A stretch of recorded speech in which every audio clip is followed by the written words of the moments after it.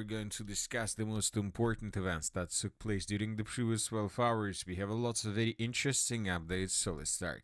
And first, let's talk about the conflict on the territory of Ukraine. And first, we're going to talk about Russia. This morning, we start receiving very interesting updates about the situation in this area. First of all, we received a report that a U.S. Air Force C-17A Globemaster III transport aircraft landed at Moscow's Vnukovo airport after departing from Riga, according to different pro-Russian sources. And this is the moment when the U.S. aircraft landed on the territory of the Vnukovo airfield. Later, we start receiving videos from the city of Moscow itself. And for example, in this video, we can see a convoy bearing US diplomatic plates was spotted in Moscow. And of course, the sources began asking a simple question: who has arrived on the territory of Moscow? And later we received the report that CIA Director John Ratcliffe has arrived in Russia for a series of meetings. According to media reports, he may meet with Sergei Narishkin, Director of Russia's Foreign Intelligence Service.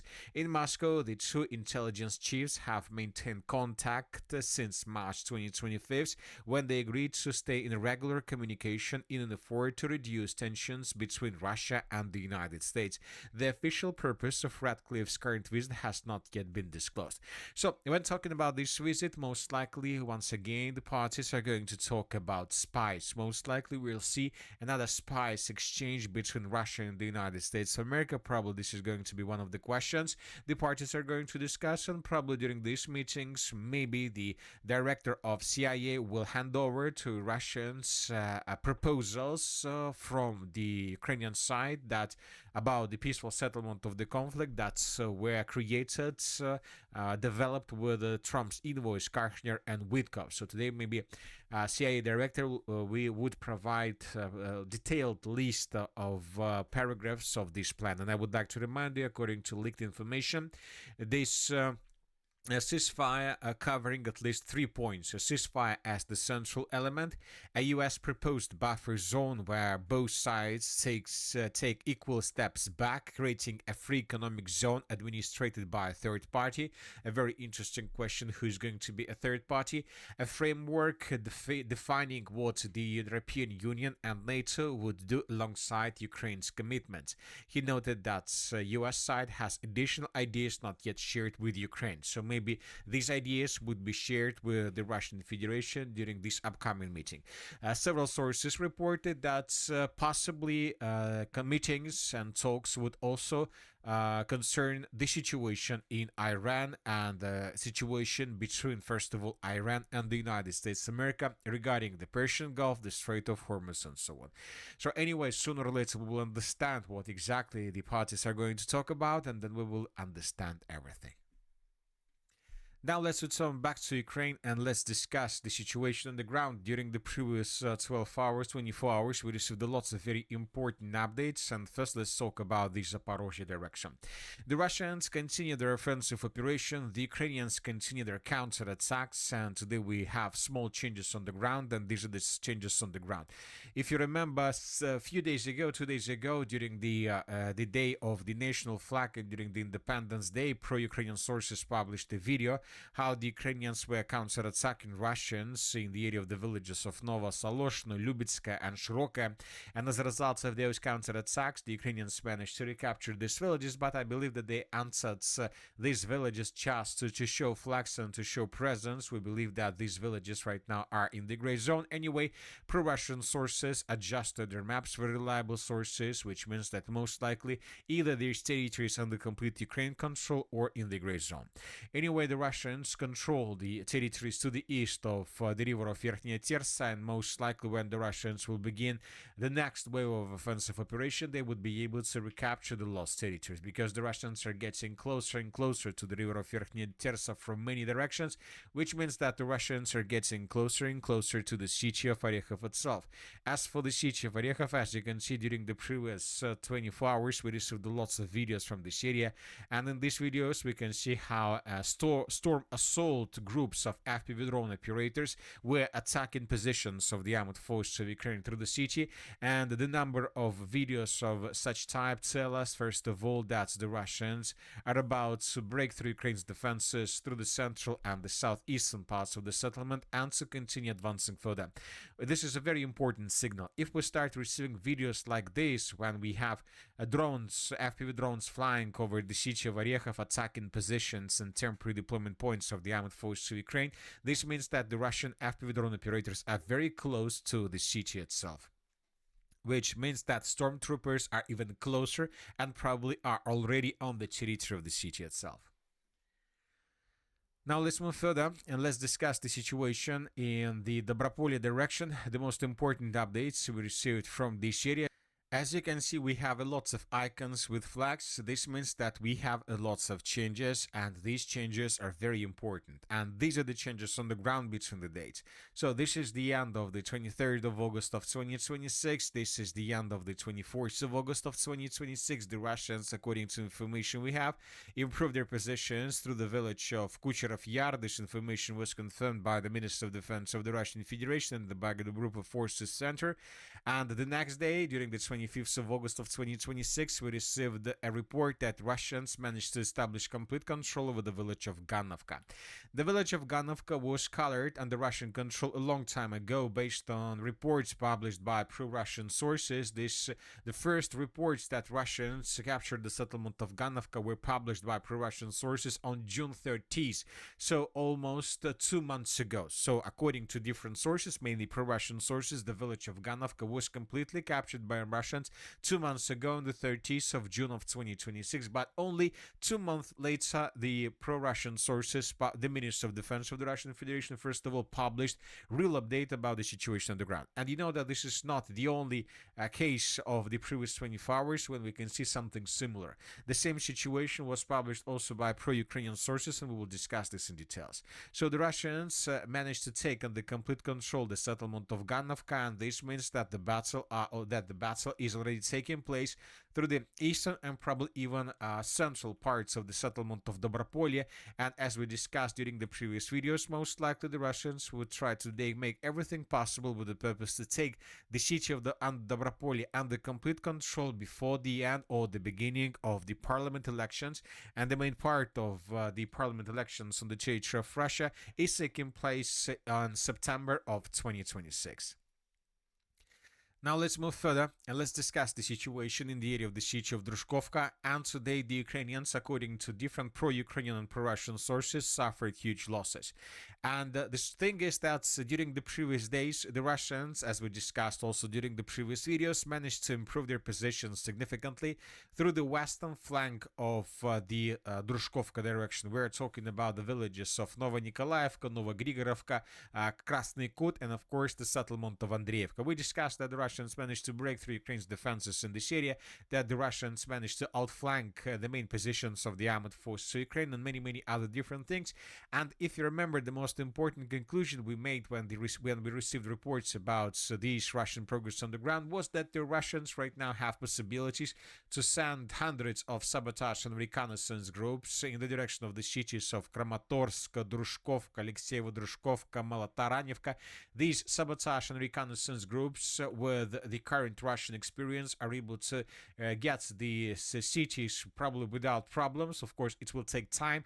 The Russian soldiers usually move through the night period of time, so obviously to cross this distance, the Russians probably even would require maybe weeks before they do this. But today we received a report that first sabotage and reconnaissance group of the armed forces of the Russian Federation managed to get the northern parts or the northwestern parts of the city of Drushkovka.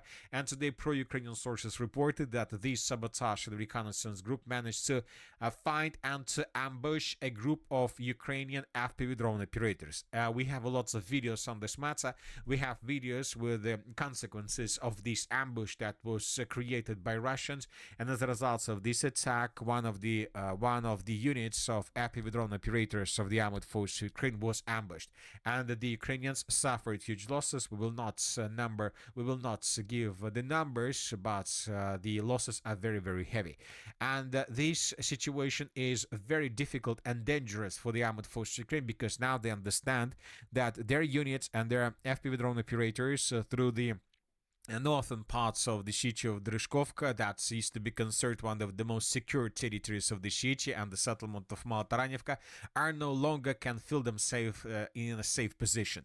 So that is why the activity of Russian sabotage and reconnaissance groups through this territory would force the Ukrainians to change their FPV drone positions, or they need additional forces that would protect the western flank and would protect the FPV drone operators. But we know that currently the Ukrainians have huge problems with manpower, so that is why we believe that Ukrainians, the military authorities of Ukraine, would be forced to redeploy their FPV drone operators from the northern parts of the city of Drushkovka further in the northern direction, almost till the settlements of Yasnogorivka, Shabelevka, Alexandrovka, and Yasna Polyana and Kramatorsk itself.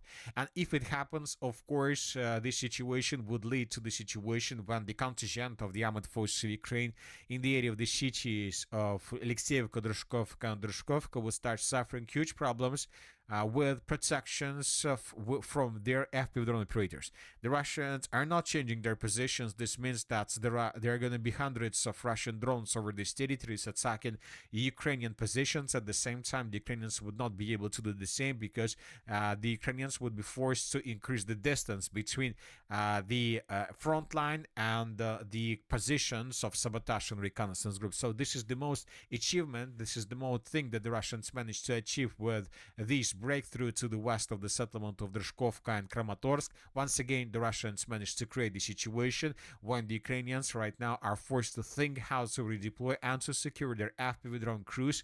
But the only possible solution for this is to remove them from these territories that are located very close to the line of combat contact, to the north probably, and this will increase the kilometers, the distances, and this will increase times necessary for FPV drone operators to send their drones in the direction of the line of combat contact. Now let's move further and let's talk about the Liman direction. And today we start receiving reports that I've been talking a lot probably since the beginning of the summer. I would like to remind you that probably 3 months ago, the Minister of Defense and the Chief of the General Staff of the Armed Forces of the Russian Federation told us that just 149 buildings left before the Russians established complete control over the settlement of Liman. And this statement was made almost 3 months ago, and yet the Russians haven't managed to take these 149 buildings under complete control.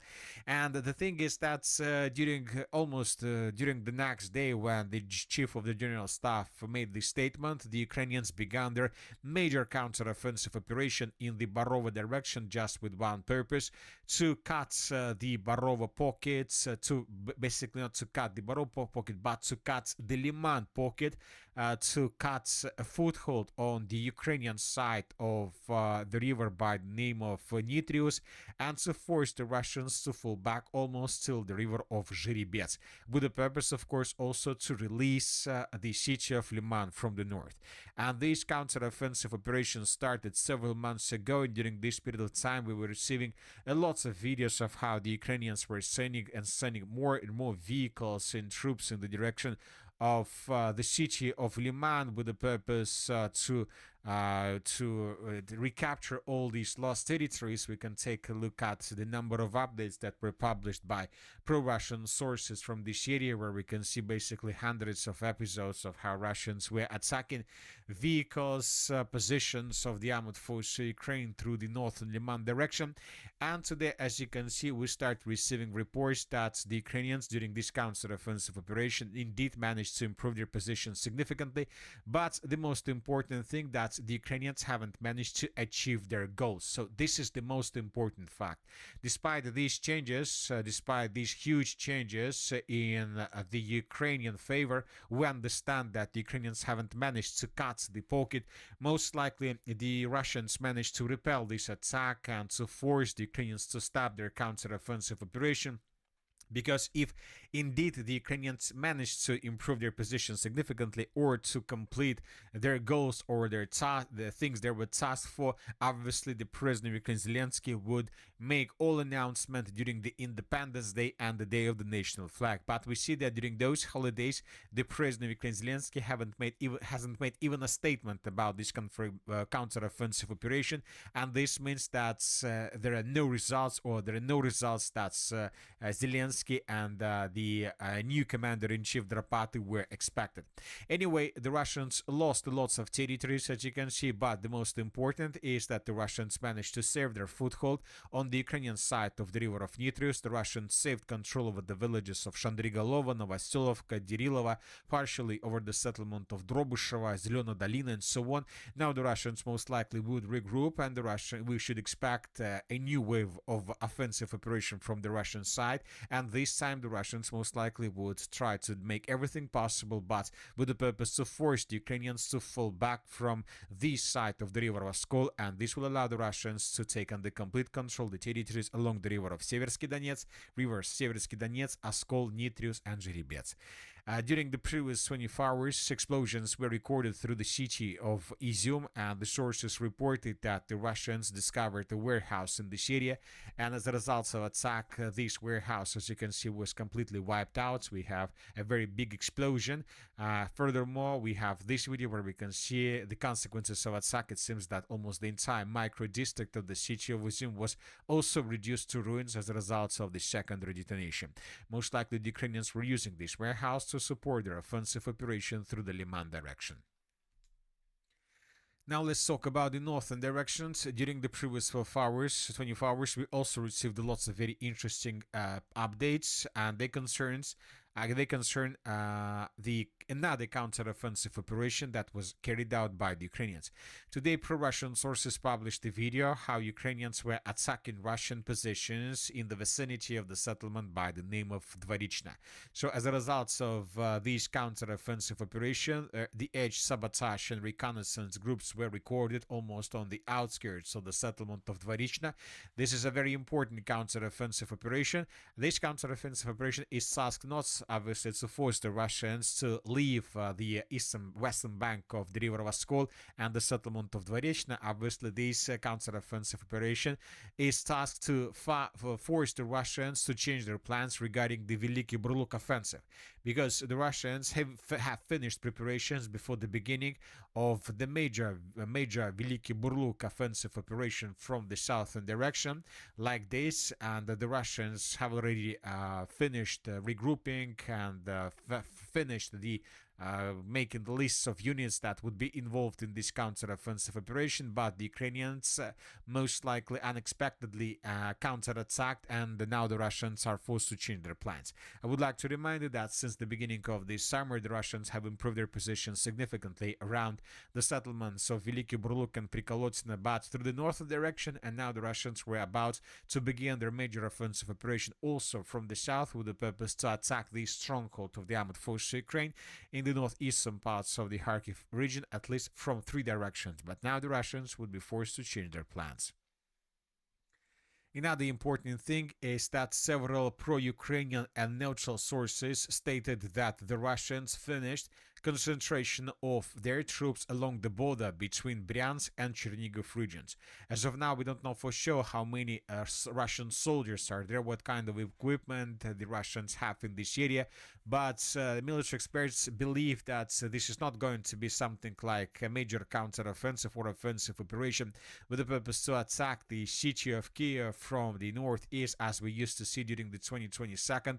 The sources reported that the Russians are going to open this front line, the Chernigiv front line, very, very soon, and the task of this offensive operation is just to create another buffer zone along the border between Ukraine and the Russian Federation, probably in the depth of the 10 tens or 15 kilometers, so something like this. So in coming days, in coming months, probably before the beginning or the end of parliament elections on the territory of Russia, the Russians would try to improve their positions in this area. This would allow the Russians to force the Ukrainians to change their launching positions for their drones, and this will allow the Russians to get a bit closer to the city of Kiev itself from the northeast. So the northern buffer zone operation begins, and in coming days we'll start receiving lots of updates. Meanwhile, the Russians have finished preparation before another massive attack. This massive attack most likely is going to take place maybe even this upcoming night. So the Russians will use lots of Iskander missiles, most likely lots of drones, and the Russians will retaliate for attacks that the Ukrainians have carried out since the beginning of the national holidays like Independence Day and so on. And I would like to remind you that during these holidays, the Ukrainians managed to deal damage or to destroy lots of facilities through the southern part of Russia, and now the Russians will retaliate, and this retaliation may start this night. And that's it for today. The Military with Summary channel